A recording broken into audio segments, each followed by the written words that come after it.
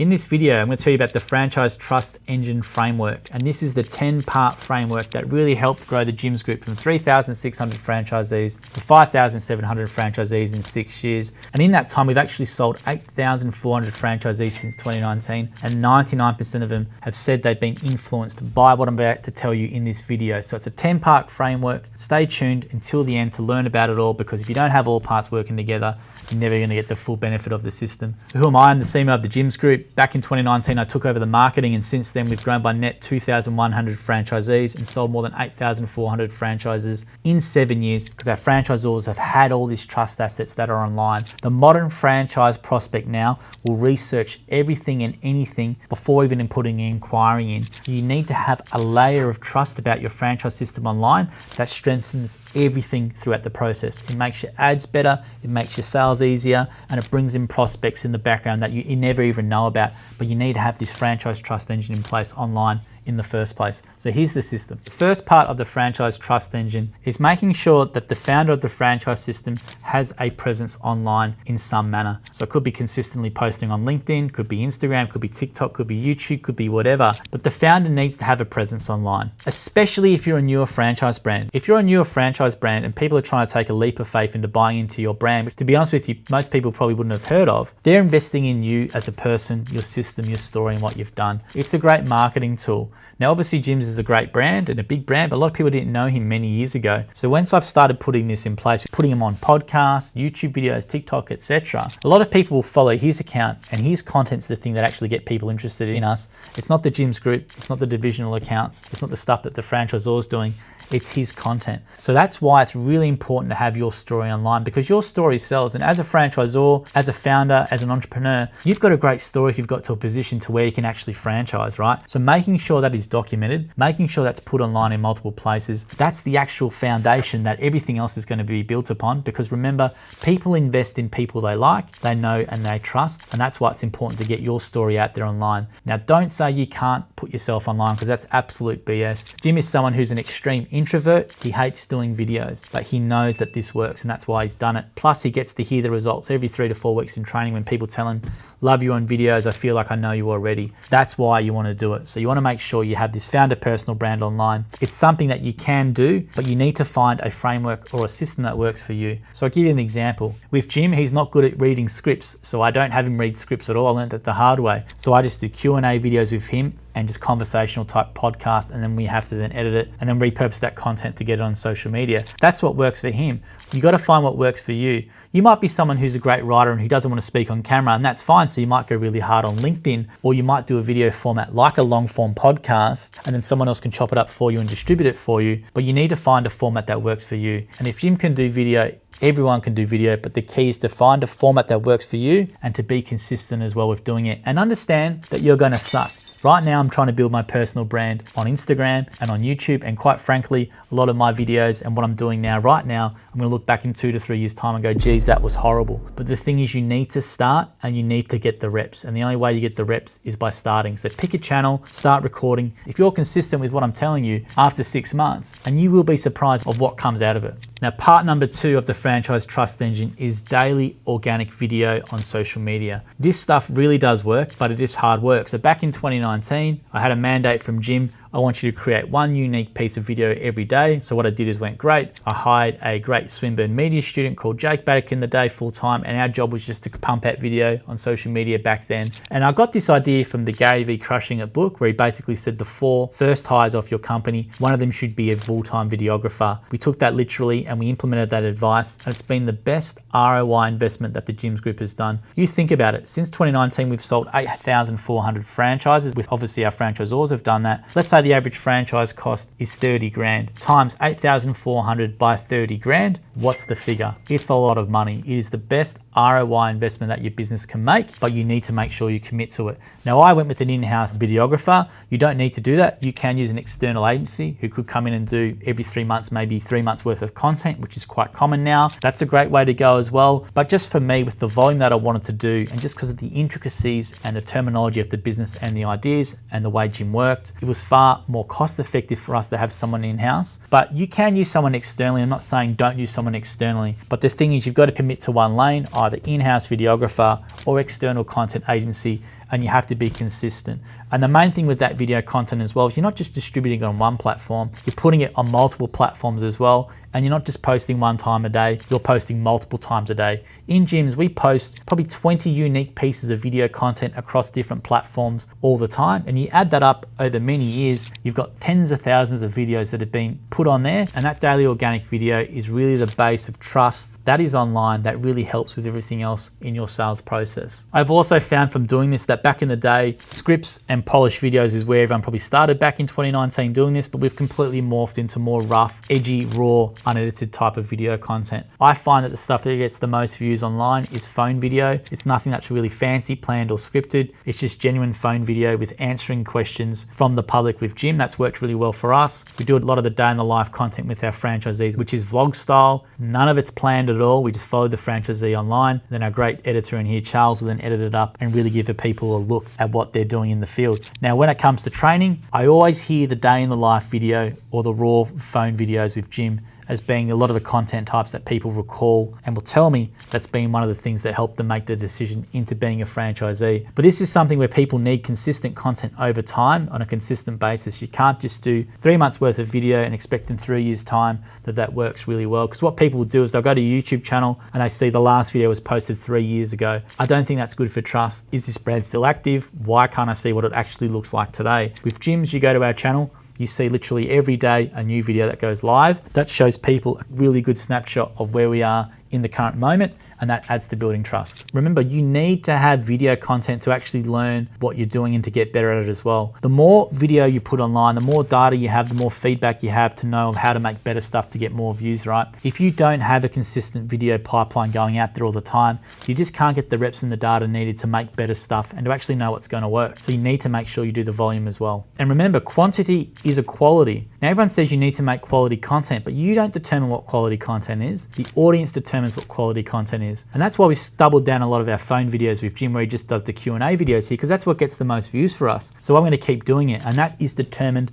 by the actual audience itself. In saying that, with franchising, you are also, if you're making stuff for recruitment, you are making it for a more, let's say, niche audience. But even though you're making it for a niche audience, you then got to remember, right, if this video is getting 1,000 views, don't be disappointed with that number at all. That's a good number. So not only should you be posting consistent video, you could be posting it on the founders channel as well. You'd be posting on an executive channel if you want to do that. We allow our franchisees to obviously do that, which I'm going to talk about more in the video, but making sure you have daily organic video on all the platforms. And it's quite funny that every single marketing trends report for the last 10 years that says video marketing, yet businesses want to invest in other areas. And organic daily video is the #1 piece of marketing that you should be doing in a franchise brand, and that underpins everything else from your ads, from your recruiters, from your network developers, etc. The daily organic video is going to be the foundation that they can then use to build the trust with the prospect to hopefully close them. Now, the third part of the franchise trust engine is the long form podcast. All franchise brands should have a podcast. It is crazy to me that people still need convincing about this. If you've got 20 franchisees in your system, they are your marketing for you. They've got 20 unique stories, 20 experiences, and really good insights about what actually being a franchisee is in your system. So why would you not share that online? In gyms, we've actually got 5,800 franchisees. I've probably got around 500 podcasts of that from our franchisees. There's obviously a lot more that we can do, but all these people will talk for 45 minutes about their genuine experience, and we don't cut anything out. Now, who do you think prospects believe when they come into training more? Do you think they believe the franchisor more, or what they're hearing from the franchisee? They always say to me, it's the Gyms podcast. I've listened to 200 episodes. I listened to 300 episodes before I inquired. I listen on the way to work. I listen while doing the dishes. I listen on the golf course. They do all this consumption in the background. And then the thing is, what marketing teams don't get or think is they think, oh, the website got the attribution and it was our great Google ads that got them interested. No, it wasn't. It was the podcast and all this content in the background that's doing the heavy lifting with the organic daily video, plus the podcast to build the trust, which all adds together to making a better qualified buyer. So a long form podcast is essential, easy to start. You do not need a lot of money to start a long form podcast. You can essentially do it for free with Zoom, and then you can actually even use free tools to then repurpose and clip it up as well. Jim's podcast itself, we do have a studio which we're sitting in right now, and I love doing them in studio. They look fantastic. But a lot of the podcasts that I've done over a number of years and still do with our remote franchisees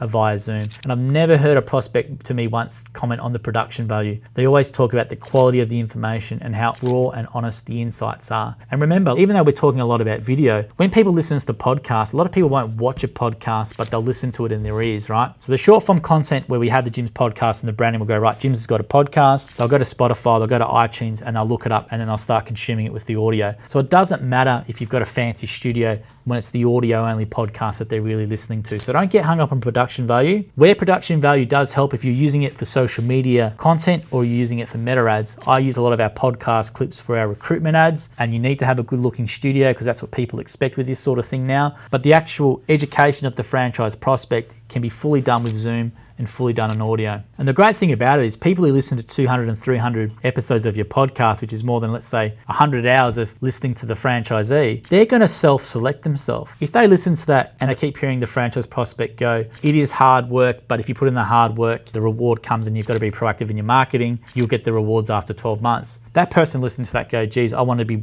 busy from straight away. I don't want to do any hard work. I want to go to another system. They bring themselves out of your funnel, right? It's a really good self-selection tool. So when we do the stories in the podcast, it's really important to not chop anything out. I've done actual interviews where someone says, my franchisor at the start wasn't very helpful and he ended up getting terminated, right? Now that's something where most marketing people, lawyers, if they got involved with the content, would say, don't put that out there. But I can guarantee you that's the thing which people want to hear about, the honesty and transparency of a brand that actually has the courage to put that out there, because not everything in franchising goes right. Not everything in the system goes right. And you shouldn't always put out in the public that that's the way it's going to be, because things are going to go wrong. So you want to have prospects that know that, look, things don't go all right all the time, but the system there and the franchise and the support there is going to help me. And if I do hard work, I'm going to make a go of it. So that's why it's in the stories. You're best not to edit them. Don't be overly selective of who you put on there either. I've had people on the podcast we've put out there who probably didn't sound the best or speak the best, or it probably wasn't the best interview, but I still put it out there for transparency. And the great thing about the podcast too is because you've got a different range of people looking at your brand from different backgrounds, they will resonate with different people. So making sure they have a large pool of people to listen to, you're going to get one or two voices or faces that they connect with more. So that's why it's really important to do it. But franchisee podcast is essential. If you don't have enough franchisees in your system, just interview yourself as a founder building this. There's a brand now called Footy Nippers in New Zealand. They basically started documenting with the Footy Nippers podcast called Building Footy Nippers before they've even launched the franchise system. So the great thing about it is if they go start to run ads, they've got all these hours and hours of content online. So when they're running ads and people go, who are these guys trying to sell me? What's this thing about? They're going to stumble upon the podcast content. They're going to listen to it and they're going to self-select themselves and be far better prospects than if they didn't have this sort of stuff. So the long form podcast is probably the ultimate trust builder when it comes to franchise recruitment marketing. Now, part number 4 of the franchise trust engine, and this is probably the first place I would really start with, and that is having a YouTube channel for your brand. If you don't have one, start one, and if you do start one, invest in at least doing a weekly video on your YouTube channel. Now, there's so much good content in your franchise brand that you can put on there. You can put on their franchisee interviews, podcasts, interviews with the founder, about the training, how does the fees work, what's the unit economics of this thing, personal profiles. There's so many different things that you can put on your channel and really have yourself stand out from the crowd, because a lot of the time when I look at what we do compared to other franchise brands, and I always hear this problem all the time, oh, we can't get high quality leads or it's hard to sign franchisees, and you literally go look at their YouTube channel, they've got one video or they might have 5 videos from 3 years ago. It's like, well, what are you putting out there online from a trust perspective? When an inquiry sees your ad, Googles your name and goes beyond your website, what do you have? You generally have nothing or an outdated YouTube channel. So that's a really big thing to get right from the start. We now have a library of more than 3,000 YouTube videos. Now, not only do these videos going to keep delivering for years to come, the videos are now being used by Google AI and obviously LLMs in some cases to then be shown and be used as training data for them to actually surface in AI mode, for example, which they do with Google AI mode, will even be referred to in LLMs. So that's why it's a really important part to have video on there too, because there's so much garbage on the internet now from a written content point of view. What's Google going to use to surface brands? They're not just going to use written content on your website. They're going to use video content. They're going to use press mentions. They're going to use podcasts, all these different things. And when you search for Gyms franchise and go down our sort of funnel, you'll see a whole bunch of these different things being used by Google now to give people an overall perspective of our brand. So YouTube channel is a great place to start. Your videos that you create now are not a cost, but they're an investment for your growth. And I'll repeat that because it's really important. A lot of people look at video as a cost. It's not. It is a long-term investment. Videos that we have done from 6 years ago now are still in the background without me even knowing it, being consumed, like our day in the life video with the Jim's Mowing franchisee.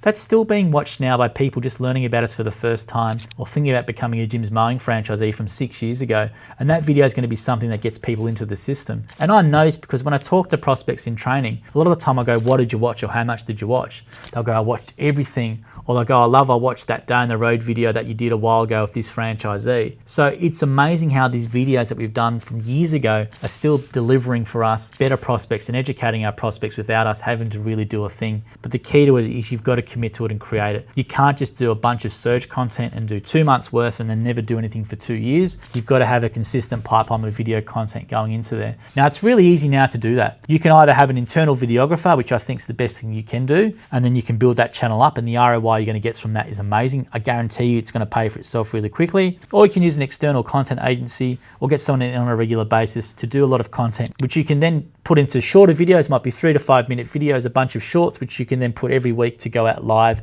And that way, if prospects do look at your YouTube channel, they're seeing a fresh stream of content constantly posted to it. But a YouTube channel is probably the #1 underutilized asset when it comes to franchise recruitment marketing, not only in Australia, but I'm talking about in the US, the UK, New Zealand, all over the world. YouTube channel is something that should be an absolute non-negotiable if you're looking to really get serious about your franchise brand. Part number 5 is really important. It's called franchisee-generated content, and that's allowing franchisees to actually create content that they can post on their social media accounts to promote the brand, promote the business, not only to generate them more work, but it actually will help you with franchise recruitment. We've got franchisees now, which we actually don't ask them to do this at all. They actually make day in the life videos of being a Jim's franchisee. We've had one franchisee called Jabno who did a video, I think it had more than 300,000 views. And he messaged me saying, I'm getting flat out with questions about being a franchisee. And that wasn't his intention, but that's what's happened, right? And that's the power of social media and allowing your franchisees to be content creators. I truly believe the franchisee of the future has to have a content creation component to them. In our actual training here for the last 2 years now, I teach social media and AI. And a large part of that is trying to really plant the seed that you as a franchisee can use social media to build your business, but you've got to do that with content and be a content creator. We know the franchisees who are really good at content creation and will have hundreds of thousands of followers, and we actually have franchisees in aggregate,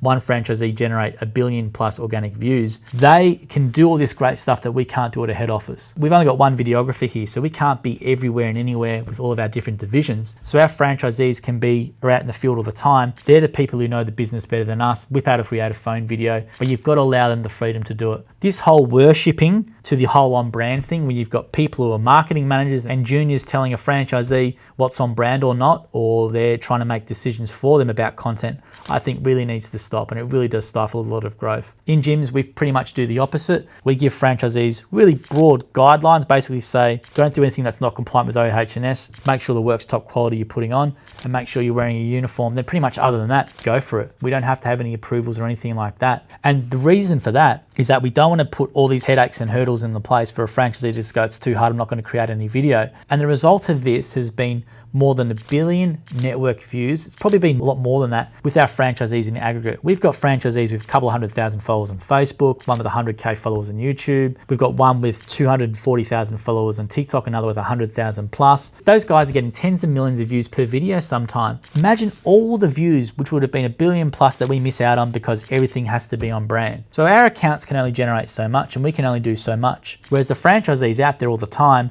they're in their stores, they're out on location, show them a bit of training on how they can actually open their phone, show what they do and document it as well. Not only can they generate more work from it, but they're generating work and awareness for franchisees in other parts of the country. And that's something we wouldn't have if we were just this worshipping this whole on brand, and you can't do that. There's a massive thing with on brand in franchise networks, and I think that the absolute persistence of on brand, or this over controlling nature of it, is really being a detriment, especially now in 2026. A lot of people like dealing with the local business owner more than the corporate account. A lot of people like dealing with the local franchisee more than our corporate account, and we know this just from surveys and just from chatting to people. So it's something where having local franchisees being able to evolve and do their own local area marketing, which is different to the national marketing, is really, really important in 2026. Now, if you're struggling to get the actual content from your franchisees, here's one strategy which we did with Jim's Mowing, and that was we run a thing called the Show Us Your Best competition, where we paid franchisees money for a 1, 2, 3 based on our franchisors judging the best content. So we can use a financial incentive. We actually use all of that content now in paid ads, but whatever you need for your network. But I do think what you should do is if you've got a network of 20 franchisees, for example, and you let them know that, hey, we're going to let you do videos or whatever, you might only get 1 or 2 who take it up. But if that 1 or 2 can generate 5 million, 10 million views on their own account as the business, as the brand, that's 5 to 10 million views extra you're getting for free from a franchisee doing it as well. And the franchisee doing that, their video is not just going to get shown in their area, it's going to get shown countrywide as well. So that's something that can really lift the brand. And in gyms, like, we don't have every single franchisee doing this, but we do have enough franchisees where it's making a really significant impact, not only from work lead point of view, from a brand awareness point of view, but from a franchisee recruitment point of view as well. And the franchisees who do extremely well on social media, they tend to stay a lot longer too. And like, even if they leave, like, personally, I don't mind, because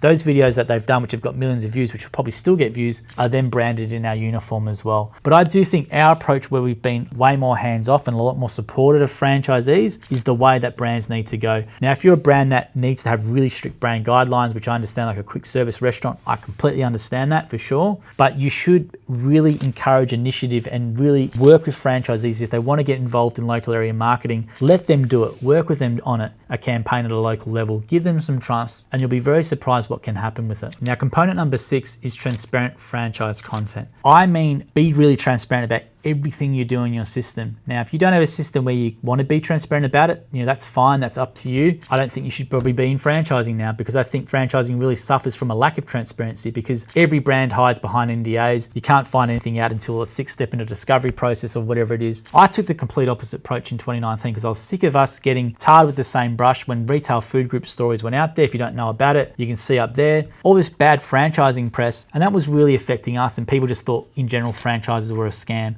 So back in 2019, I said I had enough of that. Everything I heard internally from Jim and from our franchisors and franchisees about how great the system was and how everything worked with territories, fees, etc., we were going to document it and put it online. And we do that all the time. You can look at the Jim's Group TikTok account, where Jim literally answers questions all day about fees and about territory and leads and pricing and all that sort of stuff. So we're really transparent about what we do. We even openly talk about failure rates. Like, we talk about, 12% of franchises in the first year fail or walk away, and it's for these reasons. Now, if you're someone scrolling through social media, you've never had an interest in gyms at all, but for whatever reason you've been served up that video by your algorithm and you saw that, not only would it get you to stop because there's answering this sort of negative question, but you'd be going away thinking, wow, I can't believe a CEO or a brand would actually put that stuff online and actually answer that question, right? We do it and no one else does it, and that's a massive point of difference for us. Another one is talking about fees openly. US brands do this really, really well. There's a lot of things I think we do a lot better in regards to recruitment marketing online, but what the US do a lot better than Australian brands is they put a lot of stuff about earnings and unit level of economics online on their websites a lot of the time. Great example of this is Augusta Lawn Care in America, and also Rolling Suds, where they put all that sort of projections and things there as well. We're really scared of doing that here. Sometimes here, we don't want to give the franchisee a false impression that that's what they're going to make, but that's not the case at all. Like, you're expecting someone to leave a corporate job, or I can make more money in the system. Well, show me how it's possible. Show me an actual example of a franchisee. Your job as a franchisor or as a franchise recruiter or whatever role you are in this is to show them what's possible, but also remind them of the fact that you've got to follow the system and work really hard. But if you do that, this is what is possible. There's obviously no guarantees in franchising. We don't want to give anyone any guarantees, but being really transparent about what can be actually done, what the average franchisee is making upfront in the process, can really be a great trust builder and really get people across the line. And not only does it work from a trust building aspect, it works from a self-selection point of view. Most franchisors will go, I don't get any high quality leads, all my leads are no good, etc. And then you look at what they're putting online, there's nothing about the system, there's nothing about them at all. So a lot of people, when they see our gym's ads, they will go do a whole bunch of research online, they'll learn about this stuff, and they don't ask all these silly questions to the franchisors because they've already learnt about it online as well. Or if they do ask these questions to the franchisor, they'll be consistent with repeating what they've already seen online as well. So being transparent about what you do to really offset that scam mentality that there is with franchising in Australia anyway. I don't know what it's like in the US, or I think it's pretty similar in the NZ and the UK. You've really got to be transparent about what you do as a franchise brand, because whenever there's a bad franchising media story, which we've obviously been a part of, that tars the whole industry. And the industry doesn't make it better by hiding everything by an NDA, leaving this much information on the website with an inquiry form and no content as well. So I think you need to flip the script and be transparent about what you do. And we've done that for 6 years now, and our growth is a reflection of it, and this has been a major part of it. Now, number 7 is really, really important, and that is the repurposing and distributing part of the engine. So you've got all these video assets that you've created. Now you need to make sure that you don't just post the video once and do nothing else with it. You can clip up the long form video into short form pieces of content. You can take long form podcast content, take out a couple of parts about the system and do standalone 3 to 5 minute YouTube videos for your channel. Really easy way to build out video content. You can take that repurposed content, put it on all your social media platforms. You can post that stuff 3 months later. You can use it for ads. You can obviously use AI now. We use Claude a lot to repurpose that sort of stuff into written content. Now with the repurposing of written content now, look, Google's getting so much AI content now, it's obviously changing the way it's doing things. Now we do written content in a newer way to obviously try and help with it getting surfaced in, let's say we call it LLMs. But why we do it is to give us just extra trust online with search engines and with LLMs as well. So we don't expect people that are overly going to read it, but if they do Google about being a gyms franchisee, we have noticed that a lot of these articles are coming up in the search results, in traditional Google search results, and they're obviously being linked to and referred to in LLMs and other places as well. So making sure you have a written thing with that is really, really important. Not only that, using LinkedIn articles, a major source of LLMs training and what they crawl now is LinkedIn articles. So we do a lot of LinkedIn articles where we repurpose it, LinkedIn newsletters too. We also do a lot of written content on Jim's X account with a lot of this stuff as well. So making sure you repurpose all this video that you've done into all these different assets that you can distribute. AI tools now will make that easier. We use a lot of Opus Clip. Now Opus Clip basically put in a video, it will go through the part of the transcript and then basically use AI and clip up all the different clips for you. Really easy way to get content. But you can use Claude, you can use a whole bunch of different things. I use Claude Code a lot to help us with repurposing too. You can use a bunch of different AI to help this and make it easier. But if you're going to the effort of doing the video content, which is the hardest thing to do in the first place, so if you're doing that, well done. But where most brands or most businesses in general let themselves down is they don't have a repurposing engine in place. So making sure you have repurposing systems in place. With AI, you could use even VAs. I use a lot of VAs in the Philippines to do that, who just do full-time repurposing to really maximize where you're going to be, because we are in a game of attention now. We are in an attention economy. So you need to make sure that you're not just in one platform, but you're everywhere. Now you've got this in place. Component number 8 is really, really important as well, and that is paid amplification. So if you've got content that's doing well organically, you should add money to it, or you should use that for paid ads for recruitment. So most of the meta ads now, that if you go and see the Gyms Group Facebook ads library, which I urge you to go and watch, a lot of the ads that I'm running is Gyms Group now for recruitment is all from the organic content that we've done, which is done well. So it's podcast clips, it's short form clips, it's little interviews, all these types of things that have done well organically. We're putting money to it now, and it's the creative that we're using for meta ads. Now recently when I spoke at the Digital Marketers Australia conference, they had a paid ads expert at the start who spends millions of dollars on meta, and this is the exact campaign structure which they're using, which I'm going to tell you now, which is the one that I use in gyms. Now when you're doing recruitment ads, obviously with the new Andromeda update, the creative is the new targeting, right? So Meta is so smart now, it knows what your creative is, and it's going to show to people at different stages, or it's going to show to people who might be interested in different things, but it's going to base it on what your content is. It knows exactly, well, it's getting a lot better at showing the content that's going to hopefully show it to a person that's going to fill in your inquiry form. So the structure that I use is this. I do a lead generation campaign, and then within that I do 2 ad sets. Now within those ad sets I have one that's broad, so I want Meta to do all the work. Then I have another one which sometimes is based on interest, but a lot of the time it's based on custom lists or lookalike lists based on previous franchise inquiries or current franchisees in the systems. Within those ad sets, you're then going to have 3 to 4 creatives. So I have a mixture of photos and videos, and then what's going to happen is Meta is going to then test and try these different combinations. Then after 7 days, generally depending on your budget, you're going to see which one's working the best. You're going to then basically cycle out the ones that aren't working, putting some new creative in there, and the ones that are working are going to keep working as well. So that's the system that's working. It's really, really simple, but the thing is you need to have the creative assets and the creative diversity that you can then keep feeding Meta to find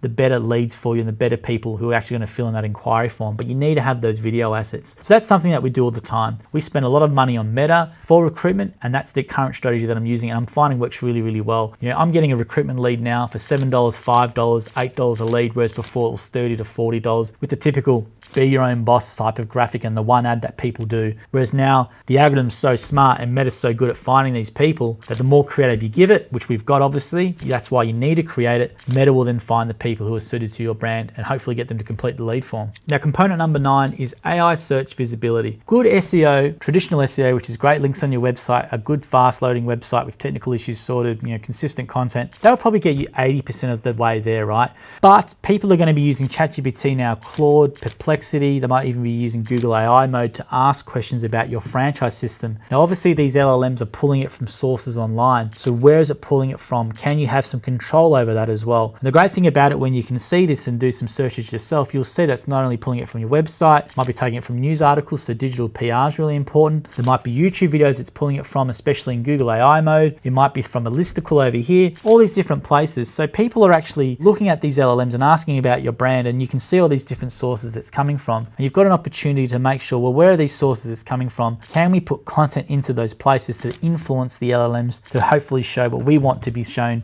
in LLMs. Now, the problem with this is that your website right now is not the single source of truth with your recruitment page about what people are going to learn in your system. LLMs will take parts of what you've got on your website and they'll put it into a chat with someone if they're using ChatGPT, for example, but they're also using digital news sites, YouTube, they're using other repurposed articles, opinions on the internet from Reddit, etc. So making sure that you understand that and that you're visible in all these different places and you have a strong footprint in all these other places is really, really important in the modern buyer journey as well. I guarantee you, go yourself, go to ChatGPT and ask about your franchise system, ask a whole bunch of questions about your system and see what's coming up. And if you don't like what's being said or put in there, look at where it's coming from, where it takes these sources from, and start having some content be put into those places so they can influence what LLMs are saying about your system. I have franchise prospects now, more of the younger ones who will go, I'm looking at buying a Jim's Mowing franchise compared to ... Give me the pros and cons of each, make a table and tell me which one you would go with, for example. That's the type of thing that people aren't searching in Google, but they're searching in LLMs and they're getting a whole bunch of information from AI about it as well. So you need to be really conscious of that too, because at the end of the day, people might ask that question and never inquire of your brand and you're never ever going to know why. So LLMs and making sure you have a strong presence in LLMs and this AI search that is coming out, or this AI search which has been taking over the place, and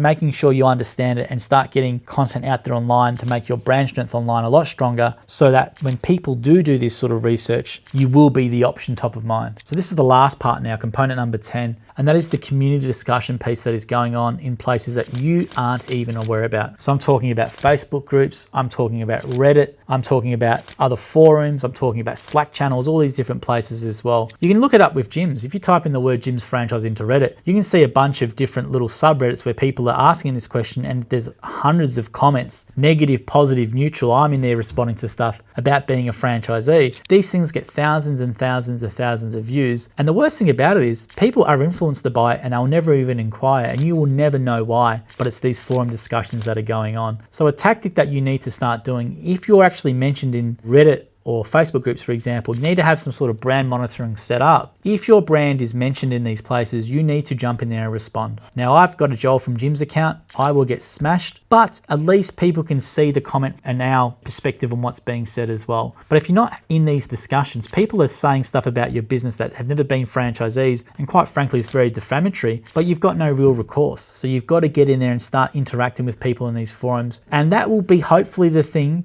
that gets people to look beyond the actual discussion and learn more about being a franchisee in your system in other places, but they're really influential. Facebook groups is another one. In Australia, where there's a group called the Oz Finance Facebook group. A lot of the time people might go, is buying a Jim's Laundry Services franchise a good idea? The comments in there you'll see, it goes, I'm not a Jim's franchisee, but I had a franchise in another system. Don't do it. Do it yourself. It's far easier. So their decision about being a franchisee in Jim's Laundry Services is being influenced by an ex-franchisee in another system, which is why it's really important to have all these trust assets online to really drown that out. I've had people come into training now say the reviews on Reddit about Jim's weren't good, but I went to the YouTube channel, I actually spoke to franchisees, and that's all I actually needed to hear, and they were completely wrong online and they came into the system. So this community discussion piece which is going on, and they're actually listening to strangers' opinions, unfortunately people are actually trusting those opinions and you never know about it. So really important to look up your franchise system, what's coming up in the search results, and what can you do about it. And something you need to be conscious of as well, you actually search up Jim's franchise in Google, you will see that Reddit and Facebook groups are the actual third result in the search engine results page for this too. So Google is using more community discussion in these places to actually then influence answers, not only in LLMs in ChatGPT, for example, but even in the Google search results. They're surfacing Reddit discussions about your business, which can be really